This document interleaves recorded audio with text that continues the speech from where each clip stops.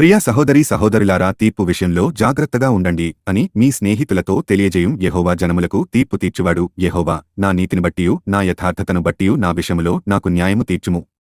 హృదయములను అంతరింద్రియములను పరిశీలించు నీతిగల దేవా. దుష్టుల చెడుతనము మాన్పుము, నీతిగల వారిని స్థిరపరచుము. యథార్థ హృదయులను రక్షించు దేవుడే నా కేడెమును మోయువాడేయున్నాడు. న్యాయమును బట్టి ఆయన తీర్పు తీర్చును. ఆయన ప్రతిదినము కోపపడు దేవుడు. ఒకడును మళ్లనేడల ఆయన తన ఖడ్గమును పదును పెట్టును, తన విల్లు ఎక్కుపెట్టి దానిని సిద్ధపరచియున్నాడు. వానికొరకు మరణసాధనములను సిద్ధపరచియున్నాడు. తన అంబులను అగ్ని బాణములుగా చేసియున్నాడు. పాపమును కనుటకు వాడు ప్రసవవేదన పడుచున్నాడు. చేటును గర్భమున ధరించినవాడే అబద్ధమును కనియున్నాడు. వాడు గుంట త్రవ్వి దానిని లోతుచేసియున్నాడు. తాను త్రవ్విన గుంటలో తానే పడిపోయెను. వాడు తలంచిన చేటు వాని నెత్తిమీదికే వచ్చును. వాడు యోచించిన బలాత్కారము వాని నడినెత్తి మీదనే పడును.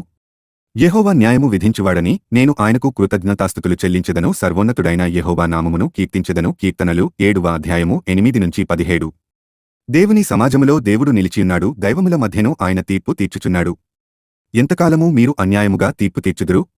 ఎంతకాలము భక్తిహీనులైడల పక్షపాతము చూపుదురు?